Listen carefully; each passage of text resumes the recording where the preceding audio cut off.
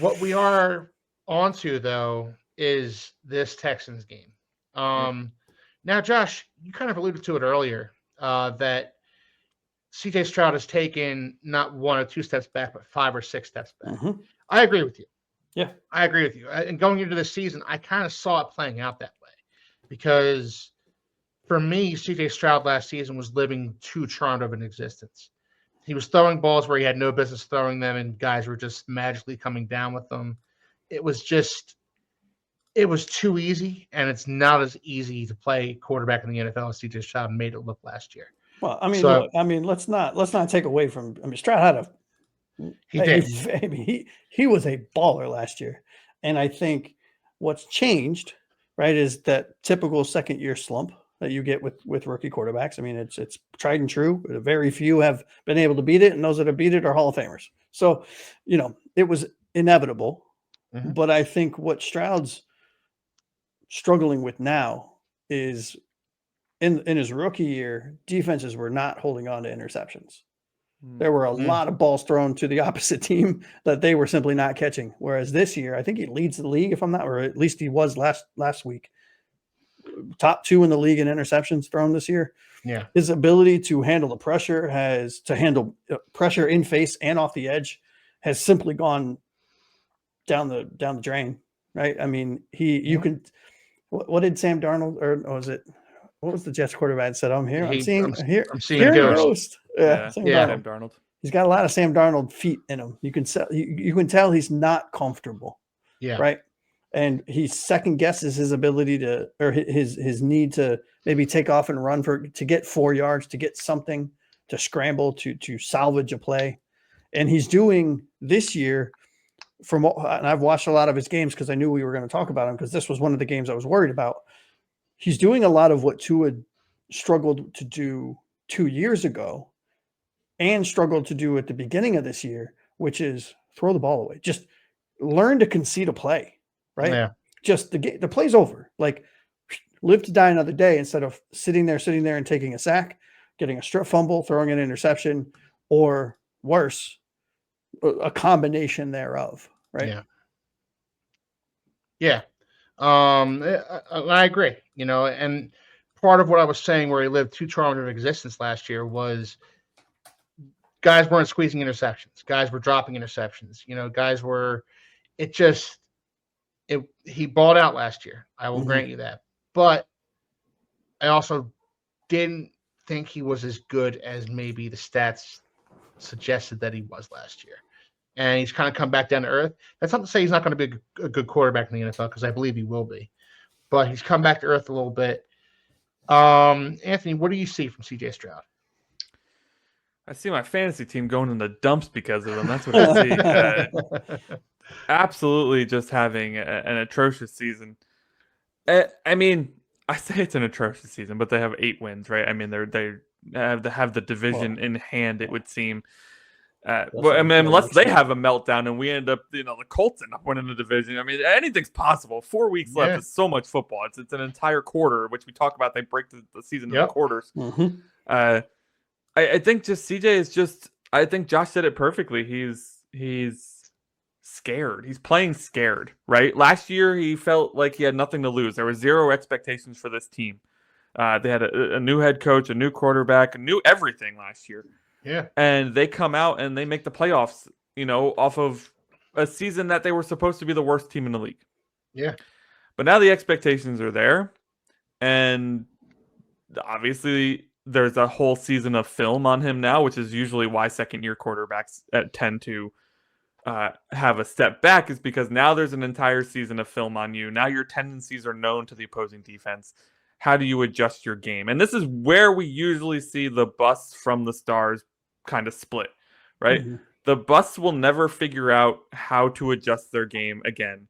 And they end up just kind of fading off into a backup role or off into the sunset altogether. Whereas the elite or even just good players, right? I mean, as much as Sam Darnold has had like a tumultuous career, he's been good enough to continue to get on NFL rosters, which means he's been doing something right. He looks phenomenal this year. And he looks great this year. Holy crap. Oof. I think he threw for 5 touchdowns on Sunday. He did. Ridiculous. Yeah, he was on my opponent's bench, and it made me really happy. But Nice. to True Fins fans' point, it's like this is why you wait before labeling somebody elite, and we are in a we're in this type of society now where like as soon as you do something good, you're labeled a hero. As soon as you do something bad, you're labeled a villain. So nobody's getting that time, right? I mean, people are ready to draft another quarterback because Bryce Young looked bad in his rookie season on a team that had no talent. It's like it's I don't know how I feel about Bryce Young yet. I still need to see more about him, but like this is just life as a quarterback in the NFL. Like CJ Stroud needs to figure out how to adapt to what obviously defenses are seeing to stop him. And what better way to do that than to play the Miami Dolphins? But I mean, on CJ Stroud, looking at his stats this year, up until the last category here, which is very telling, which is, in my opinion, one of the more telling statistics for a quarterback specifically. Last year he was 63.9% completion. This year he's 63.3%. So a very small drop. He's 3,100 yards this year, 15 touchdowns, 9 picks. Last year, 4,108, 23-5. But here's the stat that really tells me that he's in a slump. Last year's rating, 100.8, which is phenomenal.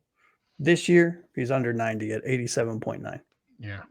He's already taken more sacks and thrown more interceptions this season than he did last year, too. Yeah. So, and this is kind of a, stoppable force and movable object kind of situation because the Miami Dolphins, they're second to last in the league in sacks, and the Texans have given up a ton of sacks. So, we got our old buddy Laramie Tunsil playing left tackle for them. They got Joe Mixon. They got Joe Mixon, man. Joe Mixon, Nico Collins, Tank Dell. I mean, they have some weapons on that team. Some. But yeah, they're loaded. They do. So how do we stop them? How do we? What do we do to? Do we throw blitzes at CJ Stroud to get him to make mistakes? Do we hope Chop Robinson balls out? Like, how do we stop him, Anthony? How do we stop him? You have to get to him. I mean, like Josh said, I mean, the main reason he's struggled this year is because he's not seeing pressure as well. And we've seen what our defense looks like if we give a quarterback even a second to throw the ball. Yeah. So if we're not putting pressure on him in some capacity, I'm not opposed to blitzing a fifth guy. And we don't blitz often under the Weaver regime so far. The couple times we did, I thought he had some really well-timed blitzes against Rodgers on Sunday. On Sunday, I would love to see that again. Like for a team that doesn't blitz a lot, I think it's important to time those blitzes at really good moments. And I trust Weaver to do that actually, because last week he showed me he can do that. Weaver called blitzes at very, very good times. It just need to get pressure from the front four on a regular basis here, and even if it's not sacks, just get those hands up, right? We've been talking about Chop doing that all season. Exactly. Get those hands up. And I think, I don't think this is an easy game, spoiler alert, but because their offense, as much as it's struggling, it's like Pandora's box, man. Like when it clicks, watch out, right? Yeah. No, I agree. And there's too many weapons on this team to ignore the offense or discount them because they haven't been as good as they were last year. They are missing Stephon Diggs, I think, a little bit, but that surprised me too. I didn't know how big of an impact he would have on this team, especially because Nico and Tank both played really well last year. And I think Stephon was a really important piece to this offense. It really built a lot of confidence in CJ early in the season, and they really miss him. And that really shocks me. That truly is one of the storylines that shocks me this year. Well, especially with the wide receiver talent that they have. I mean, John Mechie's no slouch, right? Yeah. Tank Dell, baller. Yep. Nico Collins, baller. Right? Nico's so good, dude. Yeah. I mean, I don't think he's Garrett Wilson good. No, I'm kidding. listen, 12 catches of 20-plus yards in only 8 games. That's all I'm saying. Like, he's a home run. Fair. He's a home run. Nico Collins is a damn good wide receiver. Which his rookie season, they were calling for him to be cut too because he played so poorly. There's no patience, man. He's a different kind of wide receiver from Garrett Wilson. I'll say that. Oh yeah, they're very different. They're such different guys, and it's hard to even like say which one's better or whatever because they play completely different roles for their teams, even though they play the same position. So all right, defensively. So I'm sorry, offensively for the Dolphins. How do you guys see them matching up against the Texans defense? Josh, what do you think? Yeah, I mean, look, I think they got some trouble up on the front on their defense. I mean, Darnell Hunter is no joke, right? Will Anderson is a monster when he's playing right. What's their is it Tim? Is it Settle or Seedle? So He's actually been balling out this year too, and they're good at the secondary for the most part. They're weak. I'm not a huge fan, even though I really like this player in the draft. They're Henry To'o or something like that. Yeah, He's been whatever. pretty good this year, man. He's been pretty good, and I wanted the Dolphins to draft him at linebacker, but I'm gonna be honest with you. There are going to be chances, right? I mean, I know we're going up against an 8-2. Is that what you said, Anthony? 8-3. No, they're 8-5. They're played more 8-5. than that. 8-5. Whatever. Yeah. I can't do 8-5. math. Math. Right? What year is it? Yeah, exactly. 2022 season. All I know is it ends in Y, right? Yeah. Look, there are going to be opportunities, right? We have to be an opportunistic offense in this game to be successful. And I do think if our offensive line can hold up, I do think that we will see the deep ball a lot more so in this game than we have all season, right? I could see quite a lot of plays that are longer developing plays with undercutting routes just in case Tua needs to escape and dump something off to Jonnu or to whoever, insert random third receiver. That's not OBJ, please. But I could also very easily see our offense hit those 20 plus yards, those 15 plus yards, maybe even a 50 or a 60 yard, maybe not a bomb, but a 30-yard throw to Tyreek or Waddle who breaks a tackle and runs it in. I mean, I really can. I will say this. I think our rushing offense is going to struggle. And I do think that a key to victory, not to play devil's advocate to my own comment, is to make sure that we establish the run early. Yeah. I think if we can establish the run early, if we can get Achane rolling, if we can get Jalen Wright rolling early, because I don't know what the hell's going on with Raheem Mostert, but he's pretty much out of the rotation completely now. Well, he was He injured didn't in the play last game. Yeah. Yeah. Right, but the last 4 weeks, he hasn't done anything except fumble the ball and carry it twice. You lose us 2 games, you get benched. Right. And I'm not complaining, and I'm totally for it. Right. Those are the rules. It's in the rule book and everything. It's written down. It's in Braille and everything, fellas. But I will say this: I think this could be this needs to be, at least in the early stages of the game, it needs to be a very run heavy to establish the run, because that's how you pull the defense down, and that's how you set up those balls. Yeah. Anthony, what do you think? I just can't believe I'm going to say this because I just haven't been a fan of his, and I was hoping he didn't make the team back then, but I think it might be time to see Jeff Wilson Jr. I mean, he showed pop against the Jets. Like, yes, he did. He came in. Yes, he did. Where we couldn't scrap a 1-yard run in this game with Jalen Wright or Devon Achane. And here comes Jeff Wilson Jr., just a freaking one-cut pop for 10 yards, and that was like the only carry he got. I mean, I think if the guys you got aren't working, try something else, man. And then I'm not saying take Achane out of this game. He's a huge part of our passing game. Oh, yeah. But, man, the running game needs something. And if Wilson's been sitting all season, this should be the healthiest he's been ever in his career. Yeah, right. Well, he's the most physical running back we have right now. I'll say that. Well, I disagree.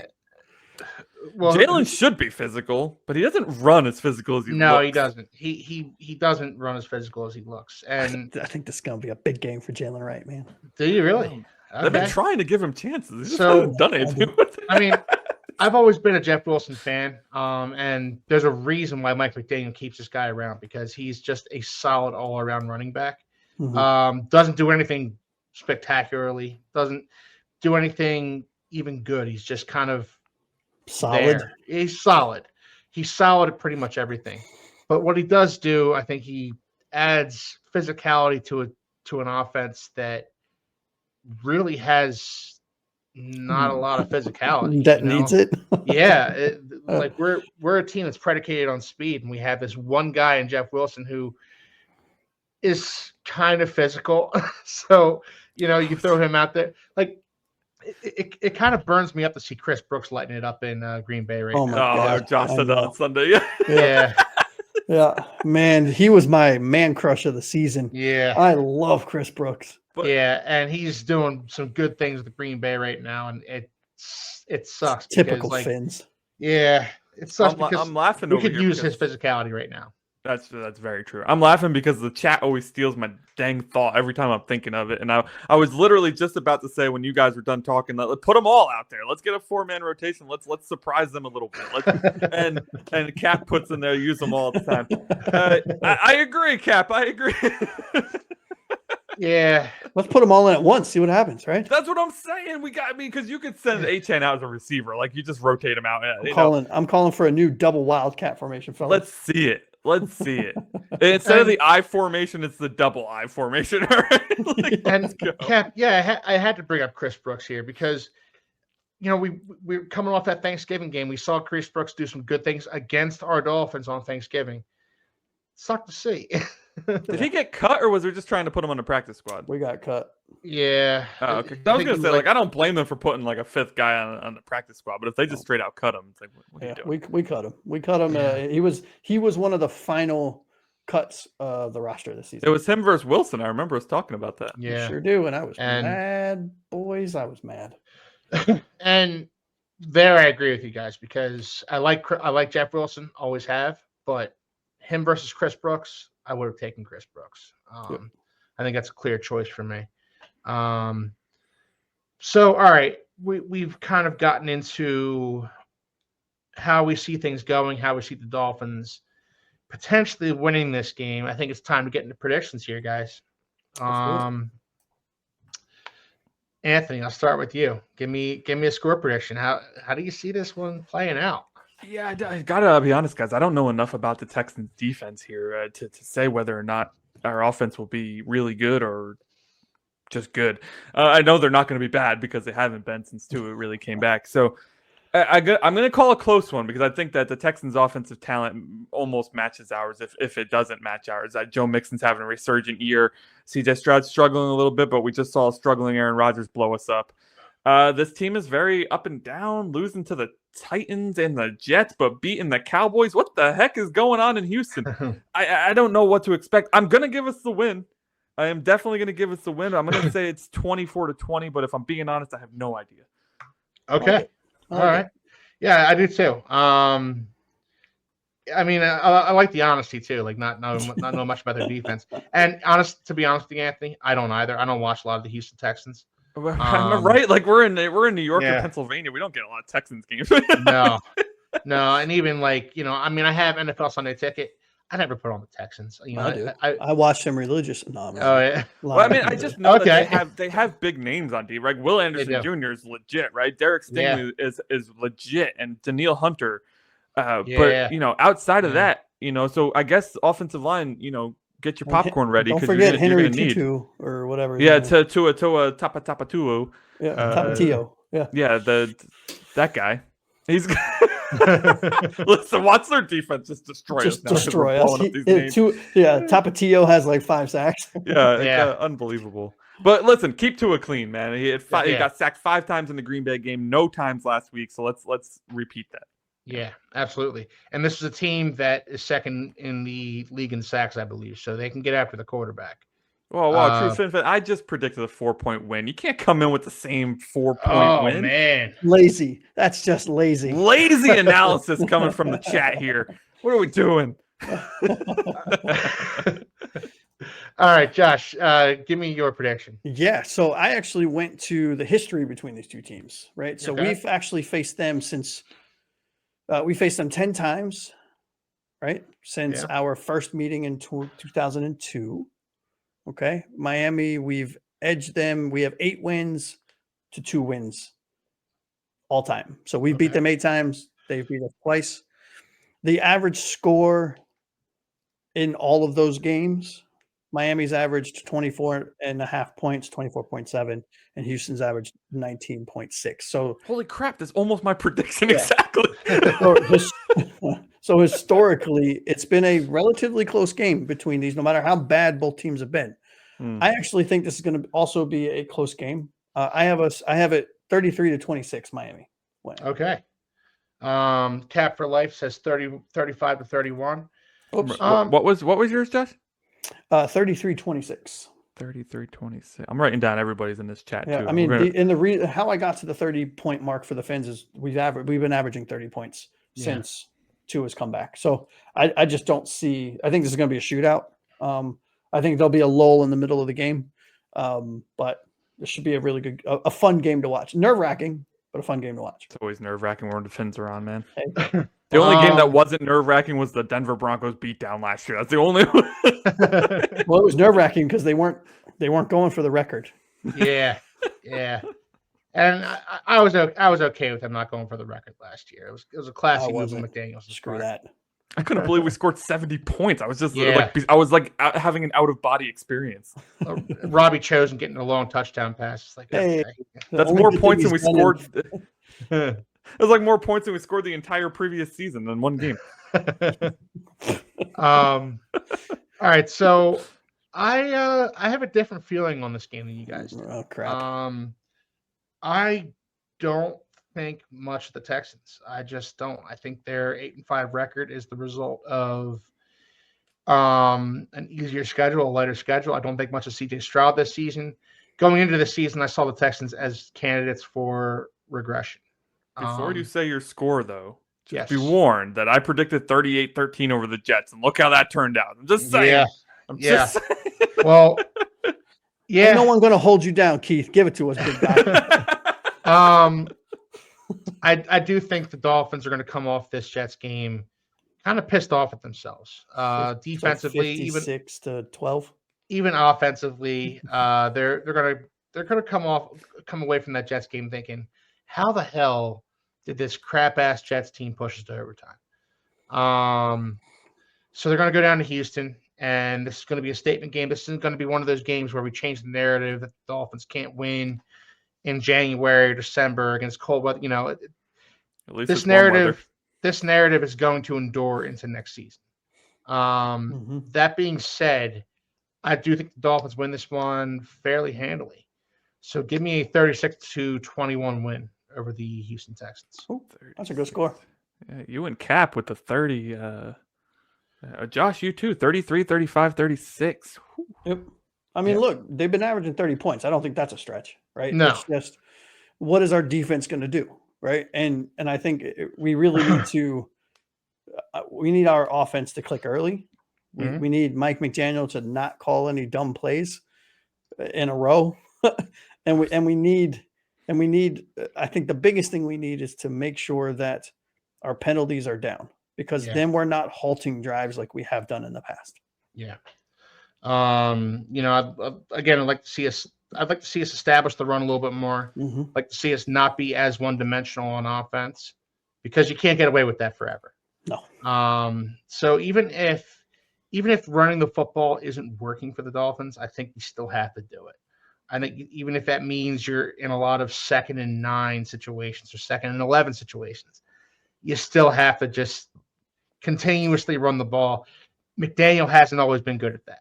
McDaniel always hasn't. He hasn't always been willing to stick with the run as long as he probably should. So he's going to need to do that in this game.